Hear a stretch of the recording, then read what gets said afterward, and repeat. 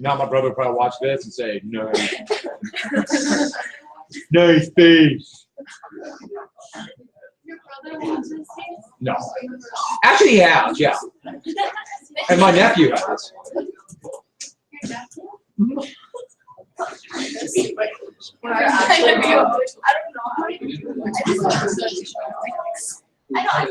Okay, so. Oh, one more thing.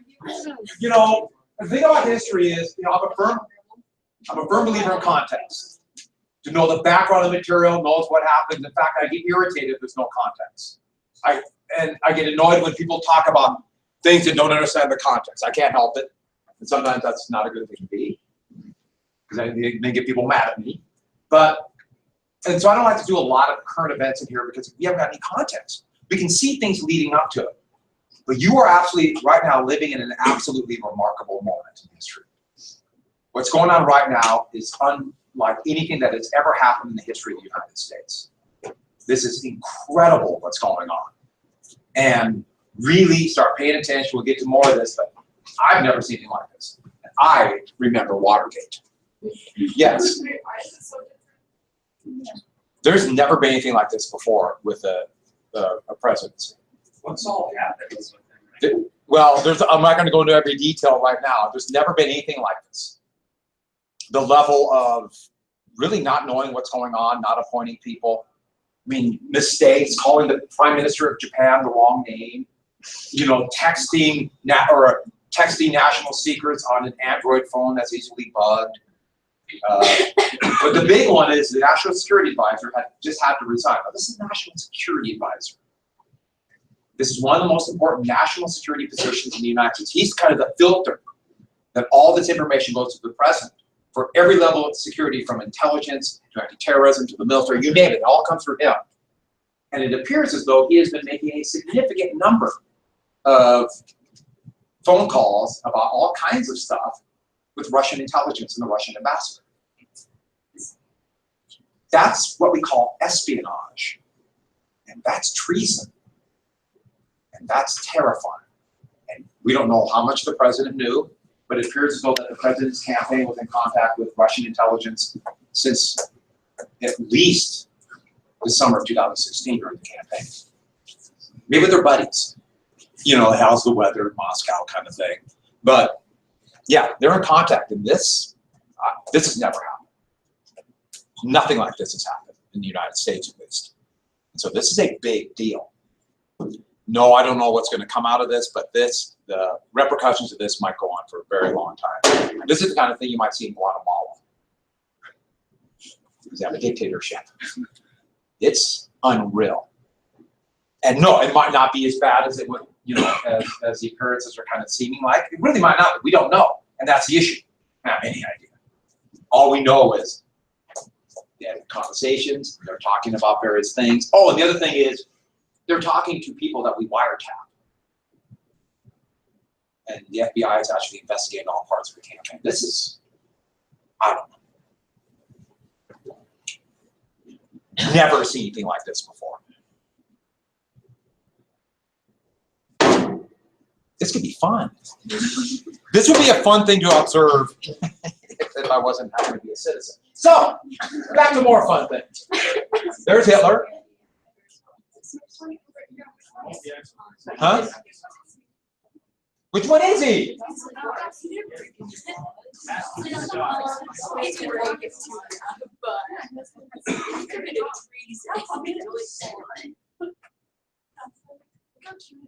Hitler. Q? Hitler? How dare you?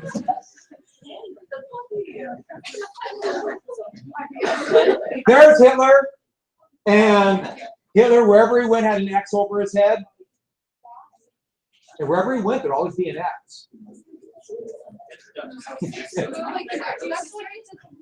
There's not an X over it. This is a photograph of a photograph where they put the X over to show where he was. And Hitler, like so many others, would volunteer. And he's got the big handlebar mustache that was very popular. That's a great handlebar mustache. Why would Hitler, along with hundreds of thousands of other soldiers on both sides, would adopt a very small little mustache? Yep. And Austria declared war on Serbia. Who assassinated Archduke Franz Ferdinand? What group? The Black Hand. And who partially mobilized to threaten Austria? And that led to whose mobilization? And then once Germany mobilized, they declared war on France and other countries too, but France. And to get to France, they invaded what country? Which brought who into war? Just overnight. And so we have people going nuts for the war. How do they react in France? Oh, no. The exact opposite. They were overjoyed too. Here are French cavalry going to the front. Here are the French. The French with a great army. They too were very confident of victory, as it would turn out poorly. Actually, their plans were pretty good if it was 1850. It probably was 1914. Yeah. Why are they so excited to go to war? The whole idea about, think about nationalism gone crazy. They actually called it war madness. Because they're just like, we love our country so Yeah. much. We're going to win this great victory. We're going to take care of our enemies. We will not be stopped. Yeah. That's crazy. We saw a little bit of that in the United States, like in the Iraq War, Saw it in 1991 during what's called Desert Storm. So many wars. It's like we're going to win and we'll be great. Wait till I get to war madness here in America. It's just going to be insane in 1917. So, look at the French cavalry. They're still wearing breastplates and plumed helmets. Oh, wait, I'll show you some German ones that look about the same. So they still have bits of the medieval. In fact, their tactics were a heck of a lot different than Napoleon. Yeah. Oh, that's exactly what I was going to ask you. If going into this war, they thought it was just going to be like this previous European wars. They thought there'd be, more weapons, there'd be more killing, but they just totally understated it. Heck, the British didn't even think machine guns were valuable, so they didn't use them. So they still kind of were thinking previous wars. They would quickly learn machine guns. So let's get to the fighting. From this easy to follow map, you can see exactly what happened. What's the plan? Yeah, the Schlieffen plan. The what? So they're sweeping through Belgium. Oops. France is actually attacking right here, called the Battle of the Frontiers, and it's just a bad place to attack. But when the Germans advanced, Belgium defended itself, and they had a line of forts along the Meuse River. And the biggest city, in fact, it's an industrial city, big city, totally surrounded by forts, is called Liège. All these here are forts around Liège on hilltops. It's really mountainous, pretty rugged area, beautiful area. This is a picture. This is about one of the forts outside. I think it's Flamule. I went to Flamule and Boulogne. They're pretty cool, but that's still there. I mean, heck, they had 10-foot cement walls. Yeah. This is it. Yeah, in Belgium. And the reason I mention this is to show you how much war had changed. In fact, they had these big steel turrets. They don't pop up anymore because now the gun's kind of wedged in there. But they could retract the gun, and then it would come down into the fortification, load it, pop back up, and fire. These remarkable forts. And they did slow up the Germans for over a week. Now, a week might not seem long, but remember, they're supposed to finish them off, France off in 6 weeks, and now they're stuck on the Meuse. It's really a cool area. Liège is not that neat. Liège is not that neat of a town. It's kidding. But the forts are pretty cool. Who doesn't like forts? Well, to show you how war had changed, Germany brought up heavy artillery. Here's one, 305 minutes. Look how big that cannon is. But this is the one we need. A 420 millimeter cannon. That's 16 inches. It had to be hauled in three parts by over 100 horses. It's by the Krupp Works, which is a steel munitions corporation, steel corporation in Germany. It's named after August Krupp's daughter. No, she did not like this nickname because they're going to call this Big Bertha. Or Bertha. That's Big Bertha. Yes, A couple years ago, someone gave me a Frisbee with Big Bertha on it, so I stuck that up there. That's why Big Bertha is there. Named after that 16-millimeter gun that fired a nearly 16-inch gun, I'm sorry, nearly 3,000-pound shell. They bombarded these forts, especially after the Belgian infantry pulled back in a couple of states, bombarded them into submission, one by one. This shows some of the areas where you can see some pockmarks in the Belgian forts, but this is one of their forts looking down from above. That's the wall of the fort. Most of it's underground. Look at it. Look at all the shell holes. I mean, that's just amazing what happened. The forts actually, they're underground. They're under this. And they maintained their integrity for the most part, but the men inside were literally knocked crazy because of the shelling. And so when they surrendered, showed how modern weaponry has changed everything. The Germans finally got past and they broke into open territory. But the French army, terrible assault. Oh, here's the German cavalry. I forgot to show you this. So they took Belgium. And these are German cavalry going through the streets of Brussels, the capital. And look at their weapons. Look at their weapons. They're carrying 12-foot lances. They still kind of have this medieval, basically, or at least 17th century and modern. It's remarkable. The cavalry on both sides, that one more of the French cavalry, is just like, you gotta be kidding me. But everyone get down poor little Belgium. Because poor little Belgium would be what Allied propaganda would dub Belgium. And what was going on in Belgium. The Germans are starting to conquer these territories. And the Germans did not want to put a lot of troops there. How do you control an area behind your lines that might be filled with enemy people? Also, they were terrified that nationalistic Belgians would fight back. Belgium had kind of a national guard where individuals had their rifles, and they thought they might take these to do like guerrilla warfare or take pot shots at them. And so reinforcements were coming up. This is all at the end of August of 1914. And the first really big one is this little town called Dinant, if you're for English speakers, a medium-sized town on the Meuse River. The German reinforcements are marching through. So not the frontline soldiers, the reinforcements. They believed somebody took a pot shot at them, some Belgian civilian. And how they responded would be one of the first really big atrocities of this war. This was just done partially, it was a decision made by a commander on the ground, but it kind of fit in with German policy. They took every adult, so I mean everybody who looked like an adult, so pretty much anybody over 16, anyone they could grab, lined them up along the river and mowed them down in cold blood. Shot them as a reprisal for that one shot. And that would be German policy. Terror. Terror to control the population of not only Belgium, but of Luxembourg and also northern France. Terror. And Allied propaganda would get a hold of this, and first off, this is pretty sensationalized, but this one even more so, because they would take this story and then exaggerate it and push it, and the Germans were doing atrocities.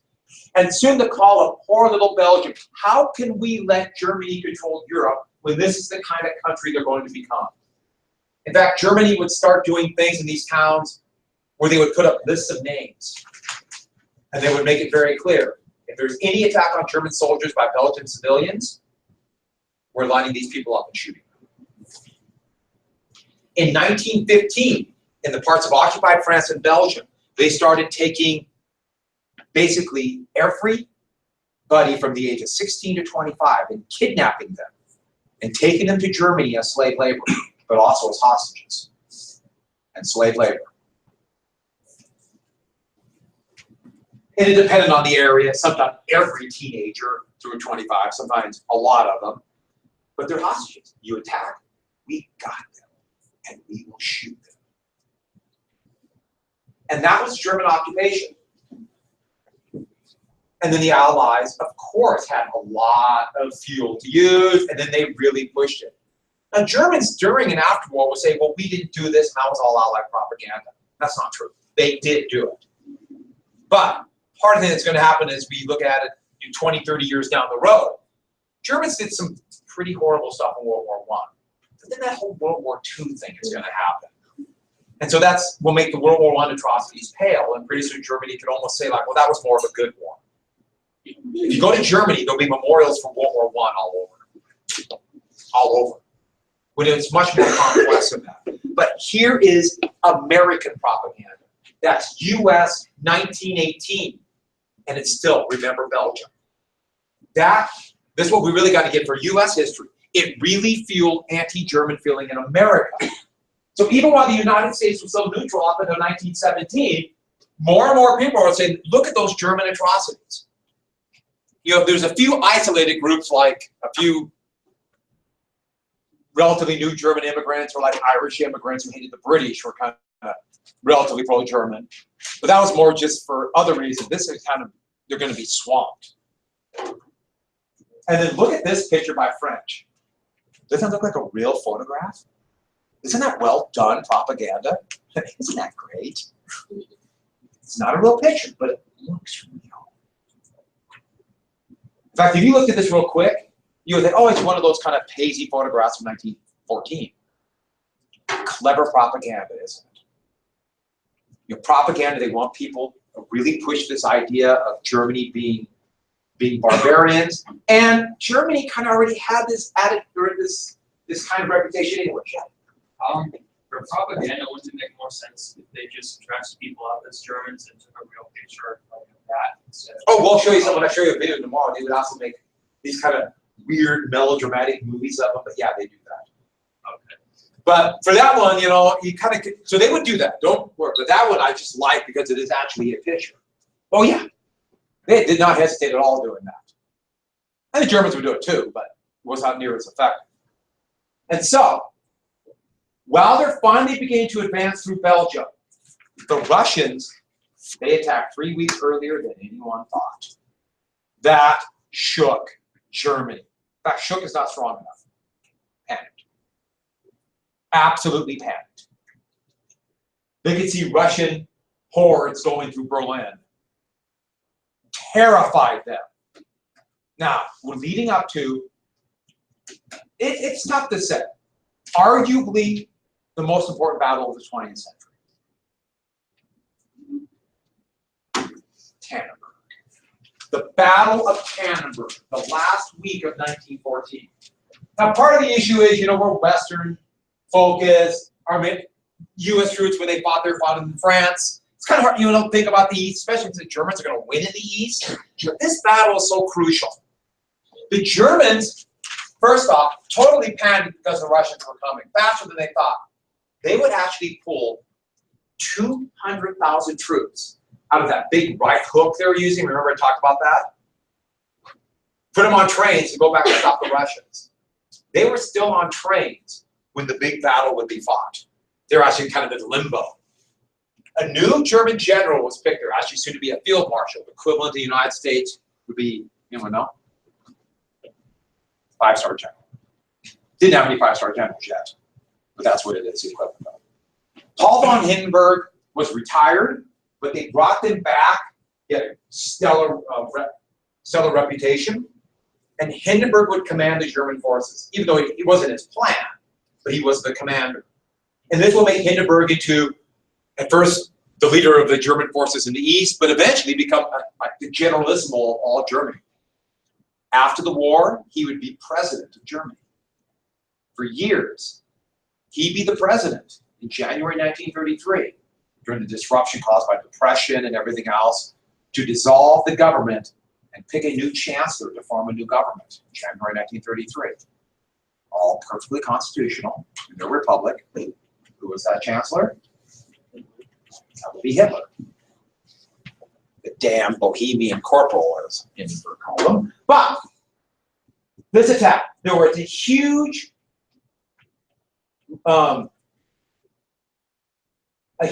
Russian force coming this way and a Russian force coming this way.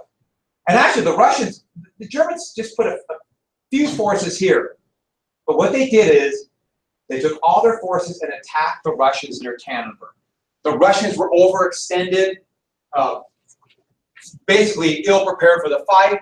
The Russians were so unprepared that the average Russian soldier had less than 5 bullets. Bolt-action rifle, that's one clip in their bolt-action rifles. How fast can you fire that in a bolt-action rifle? Yeah, actually you probably could pretty close. 30 seconds for sure, right? They had less than 10 rounds on average per piece of artillery. They had less than 50 rounds per machine gun, which they could fire in about 6 seconds. The Russians were ill-prepared, but they attacked anyway. This might have saved France, but the Germans outnumbered. The Germans were outnumbered, outflanked them, forced panic, and I like this picture. Here's Russians attacking, and this would be used a lot for German propaganda. Thousands of Russians dropped their weapons and surrendered. Tannenberg was a decisive victory that's hard to even quantify how big of a victory it was. There's going to be other big victories, like the Masurian Lakes, and then like Tarnow and Gorlice. I know you're all thinking, what about Tarnow and Gorlice? I haven't forgotten it. But this battle, remember, they thought, we'll defeat the French first and then go defeat the Russians. Now they defeat the Russians already. This is going to change everything about the way the Germans are going to think.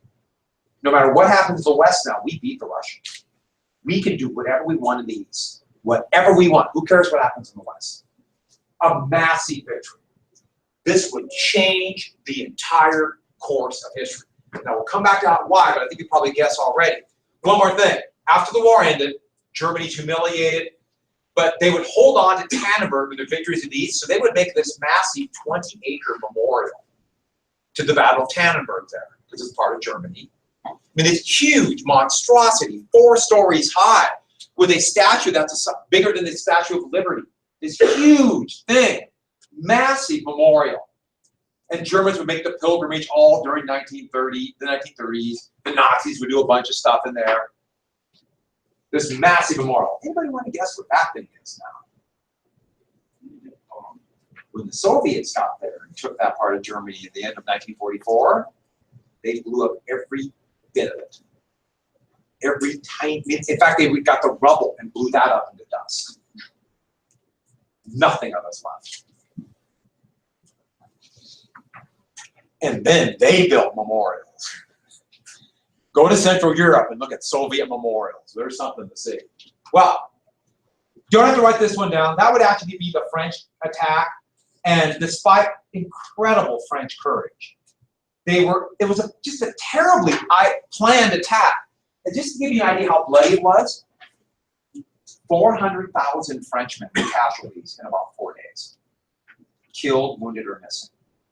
They charged machine guns into prepared fire zones for the Germans and got mowed down. How many men died at Gettysburg?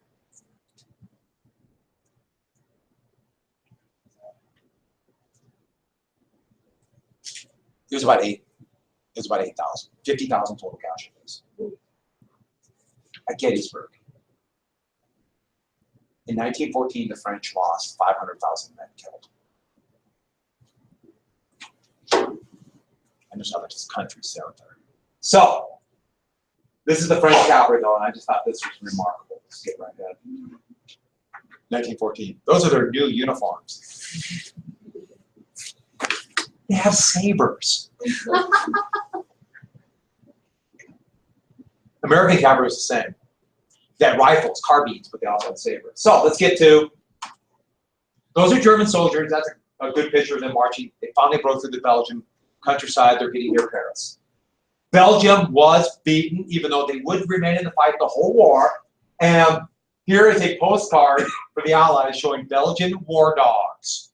They used dogs, and they would run these dogs at the enemy to fire the machine guns over their head. See, it's right here too with the dogs. And I love the fact that they wore top hats. And this guy really likes it. They're using dogs.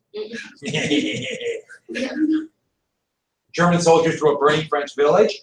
And the reason I put that up there is carrying 80 pounds of gear, fighting, marching, they're exhausted. Their supply lines are overextended, but there's still a shot.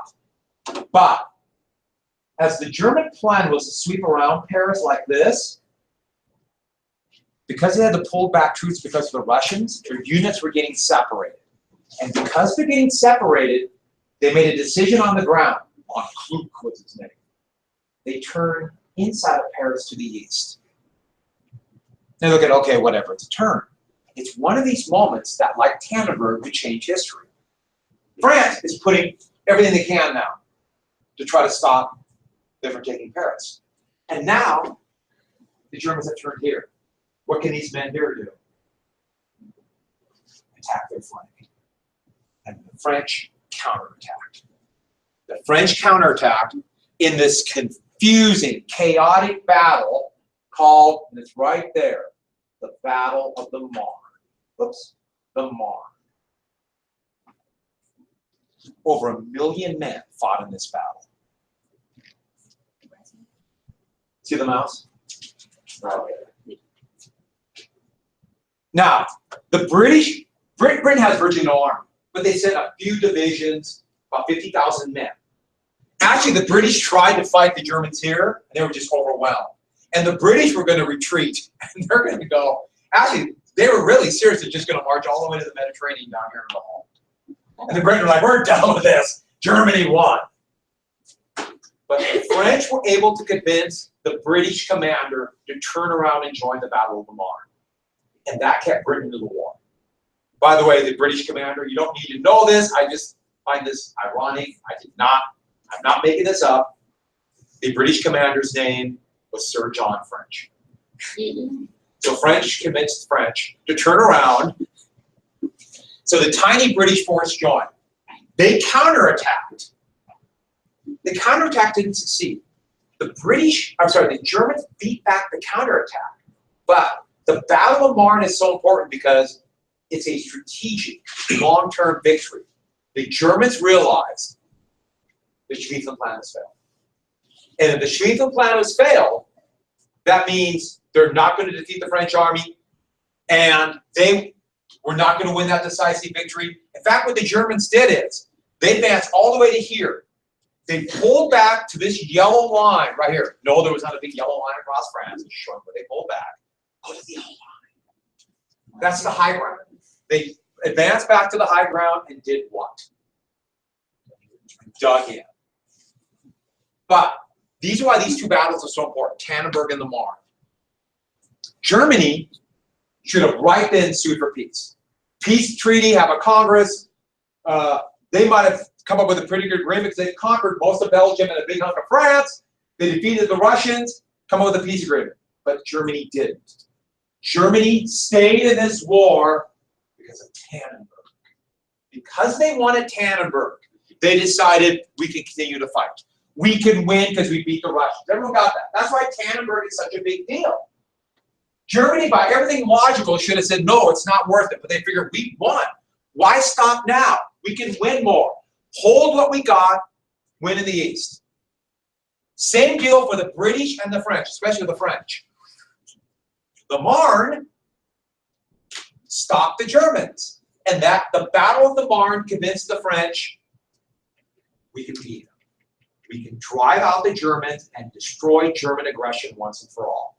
The Marne kept the British and the French in the war. By all logic, both sides had a vested interest to get out of the war. But think how many men they lost. Think how many men are going to be killed. 1 million men on the eastern or the western front will die in 1914. Are you going to say those men died in vain? Is it worth that kind of loss? They didn't want to quit. Pride. You know anything about the French or Germans or British or Americans for that matter? All these countries, yeah, we'll stick it and fight. If countries would have done what's logical, the U.S. would not enter the war the way it did. Who knows what would happen to progressive reforms? A number of different things. But it's impossible to imagine the Bolshevik Revolution, therefore the Cold War. It's impossible to imagine the rise of Hitler. I'm not saying something would happen, but not that. It's impossible to imagine World War II the way it happened. Incomprehensible. Our entire course of history would be different. rarely do battles, just what happens in a battle, can change that much of history. Remember the Battle of Saratoga? The Americans won there, and who entered the war on the side of the Americans during the Revolutionary War? The French. Antietam. Everyone is sick. It's like, and then we got what? The flu's coming back. I mean, we should all just walk around. Desiree looking like, I know I'm sick.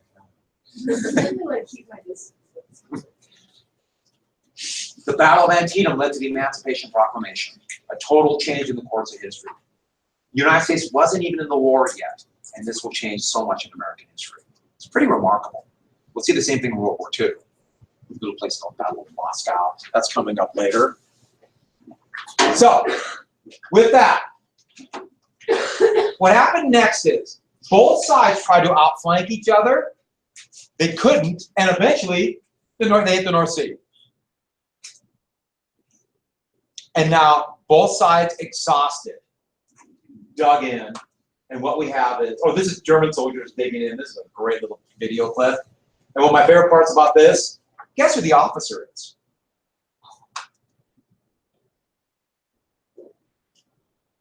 The guy not digging. But those German soldiers digging trenches in Belgium. The first crude trenches, soon they become very elaborate. Those are French soldiers. That's during the race to the sea, and that's what the North Sea looked like. Barbed wire went right to the water line, actually passed into the tide, low tide line. So what we have is stalemate. Neither side could win the war. We're just simply fighting the war like this. So let's get to a little bit about stalemate. We have both sides quickly dug trenches, and soon crude trenches turned into very elaborate trenches. Do you remember the Battle of Petersburg and that siege and the crater? Think about that. That's where the term no man's land came, which the British, of course, quickly adopted, and so did the French and everybody else.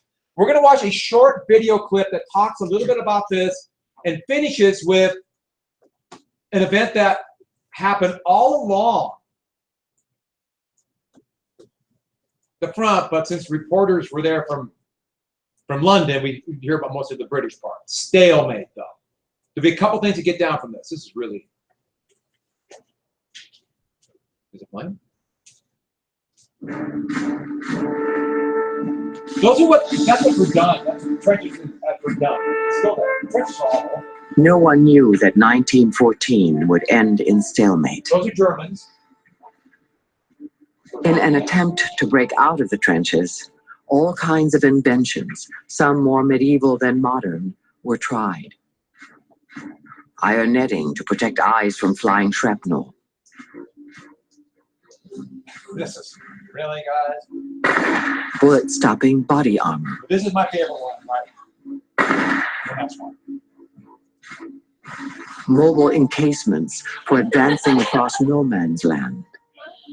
Now, those are French. That's not actually, this is All training. were totally useless. Yeah, totally worthless. The best they could do was to continue Now, digging into the earth. I don't know what he's saying. Soldiers who thought the war would be over by It's Christmas also the camera. found themselves living in ditches. The first thing was it smelled bad. It smelled bad because there were open latrines everywhere. They weren't always used by the troops. There were bodies rotting everywhere. The train's bodies raining. Both the Germans and the British were troubled with rats. The rats ate corpses, then they came in and snuggled next to you while you were sleeping. Big industrious. A study becomes one of your few amusements.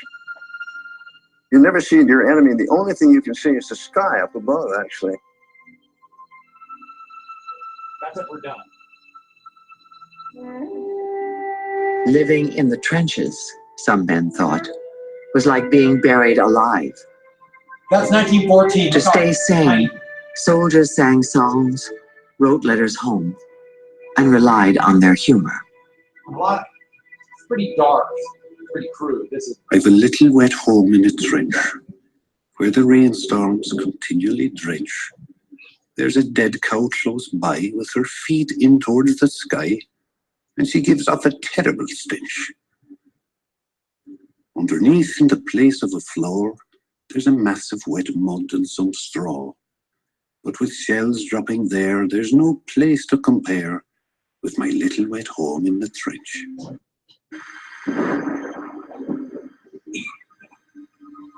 But the brutality of war could not be laughed away. The German soldier, Franz Blumenfeld, wrote home of the strain of living in a trench. Now think about it. Just a few months earlier, they're overjoyed, we're going to war. And now the absolute hell of trench warfare. And this is going to have his letter. And they would just, at first, they'd send letters back home, and they really didn't censor them all that much. And yeah, they would look for him in case he had like battle plans. But listen to how hopeless it is. Yeah. How did they get the letters out of the trenches? Well, they had communication trenches on the back. I mean, they would connect to trenches behind. And that's how they bring food up to and supplies. They'd have lines of trenches. And the trenches that would connect to other trenches. They're called communication trenches. The Germans, everybody would start censoring letters for this kind because they didn't want people back home to know how horrific the war was. These kind of letters would not be allowed. And so officers would, they would do their men, and then higher ranking officers would censor the men below them, etc. They would cross out anything. They still do that today. And it's not just about plans. The big thing is they don't want people to know how horrific war really is. Or they might say, end this thing. I'm not going to let my family go through this. That's not how hopeless this is. But you can also understand. Dear Mother, your wishing you could provide me with a bulletproof vest is very sweet of you. But, strange to say, I have no fear, none at all, of bullets and shells, but only of this great spiritual loneliness. I am afraid of losing my faith in human nature, in myself, in all that is good in the world. How is it possible that it gives me more pain to bear my own loneliness than to witness the suffering of so many others? What is escaping all the bullets and shells if my soul is injured? Franz. A few yards away, the British and French were enduring the same hardships. To stay alive, soldiers conspired to limit the killing. It was called live and let live. So once you get that Command made it clear that a certain number of shells had to go over every day in order to make life miserable for the enemy. But okay, you sent them over at that time of day when the enemy would not be having dinner. You wouldn't fire it at a position where you were likely to hurt many of the enemy. You actually hadn't done the enemy a lot of damage, but then he hadn't done you a lot of damage, and therefore you would live to fight another day.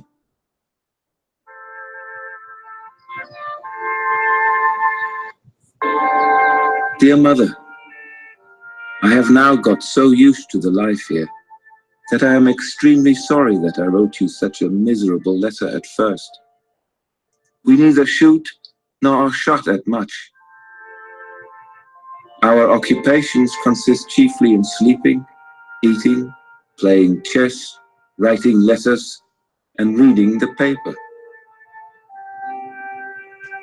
When someone makes music on a harmonica, and the others softly or loudly hum the same tune, really, it can be astonishingly snug.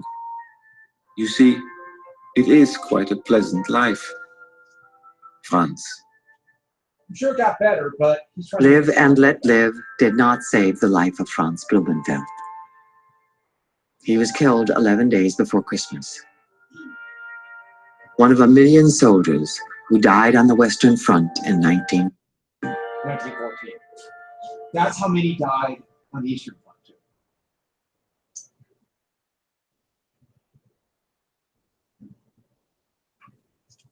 Now, this happened all along the front, but there were reporters with the British from the London Examiner, the Daily Mail.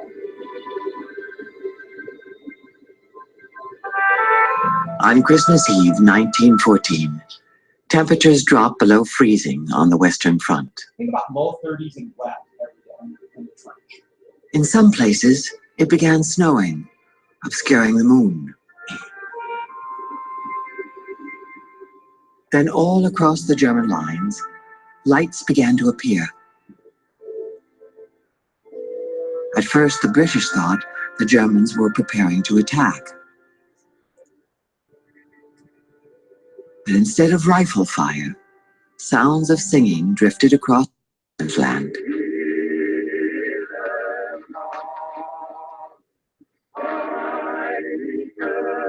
The Germans would be heard singing Stille Nacht, Heilige Nacht.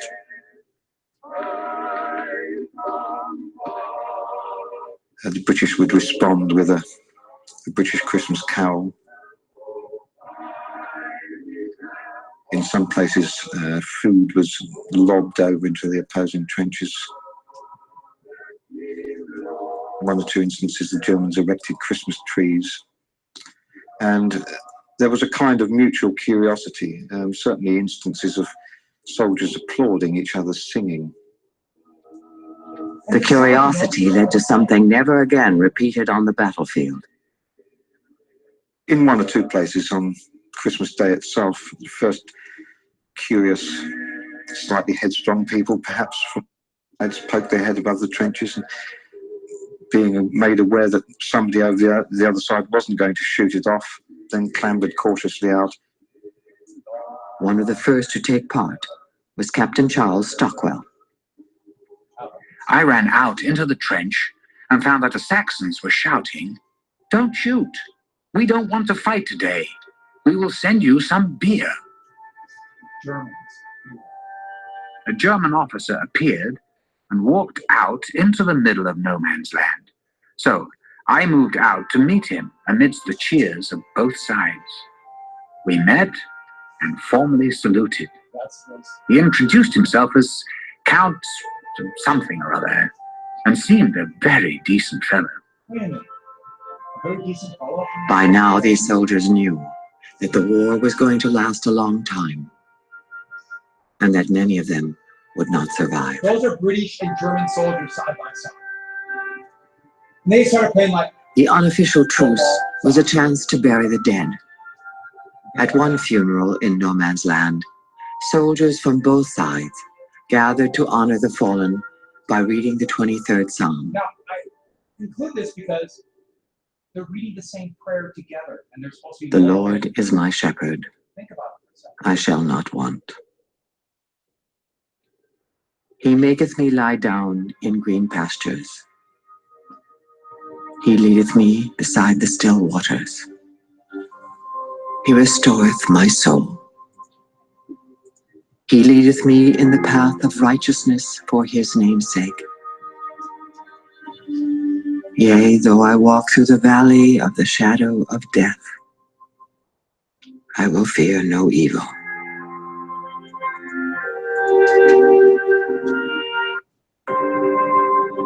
The Christmas truce was the last twitch of the 19th century. By that, I mean it was the last public moment in which it was assumed that people were nice. It was the last gesture that human beings are getting better the longer the human race goes on. Look how he puts that. December the 26th. At 8:30, I fired 3 shots in the air and put up a flag with Merry Christmas on it. The Germans put up a sheet with "Thank you" on it. And the German captain appeared on the parapet. We both bowed and saluted. He fired 2 shots in the air. And the war was on again.